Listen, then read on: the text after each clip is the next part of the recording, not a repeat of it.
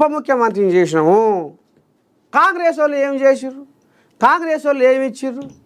ఇంతవరకు మైనార్టీలను కాంగ్రెస్ వాళ్ళు కాంటలేరు అని ఈ రాములు ఓ దిక్కు, హరీష్ రావు ఓ దిక్కు జబ్బలు జరుచుకుంటా లొట్టి మీది కాకి లేక మొర మొత్తుకొని డప్పు కొట్టి చెప్తున్నారు.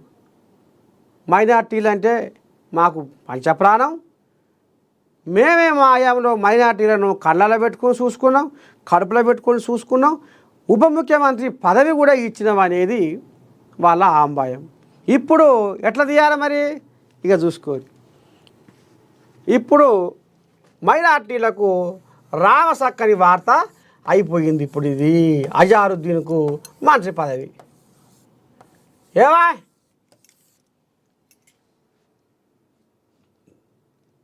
మైనార్టీల ఓట్లు ఇక్కడ బలువు ఉంటాయి కాబట్టి, వీళ్ళ గాలి ఎటు ఒరిగితే అది గెలుపు కాబట్టి, ఇక ఇప్పుడు రేవంత్ రెడ్డి ఏం చేసిండు? ఇప్పుడు తెర మీదకి అజారుద్దీన్ని మంత్రిని చేసిండు. అమ్మ కడుపు చల్లగుండా మేము ఏదో అనుకున్నాం.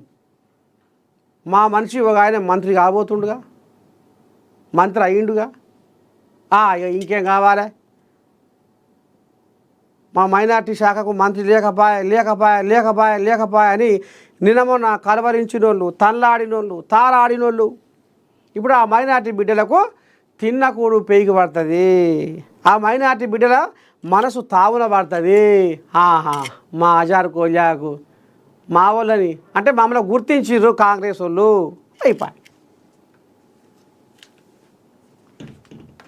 ఇక రేపు ఈ మైనార్టీలు అందరూ ఇక వాళ్ళు బీఆర్ఎస్ వాళ్ళు ఎన్ని కథలు పడ్డా, ఎన్ని వేషాలు వేసినా, ఎన్ని ఒకల మాటలు చెప్పినా జనాలు మాకేం తక్కువ చేసింది కాంగ్రెస్, అయిపోయి మాకు మంచి పదవి ఇచ్చిండు బాయ్.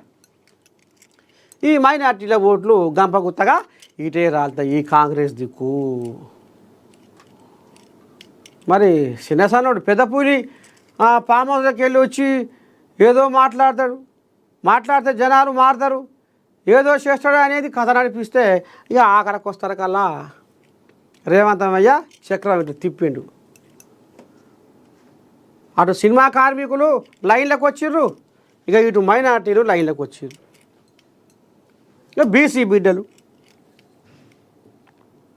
ఇక ఇంట్లో ఇక మరి బీజేపీల కథ ఏం తాత అంటే, బీజేపీల కథ మొత్తం పక్కేసుకొని పండుకుందట. ఇది నేనంటున్న మాట కాదు, స్వయాన బీజేపీ కార్యకర్తలే అంటున్నారు. ఎట్లా తాత ఏంది అంటే, ఈ సికింద్రాబాదు పరిధిలోకి ఉంటుంది ఇది, ఏది పార్లమెంటు నియోజకవర్గం జూబ్లీ హిల్స్. ఈ ఇలాకా ఎవరిది? ఇప్పుడు కిషన్ కోల్యాగది. కిషన్ కోల్యాగ్ ఏం చేసింది? ముందు వాడి ఆయన సంకల ఉండే కోల్యాకు టికెట్ ఇప్పించుకుందట. వీళ్ళు వాళ్ళంటున్నా ముచ్చట, మొత్తం బరువు బాధ్యత మాత్రం ఆయన మీద వేసుకుండు.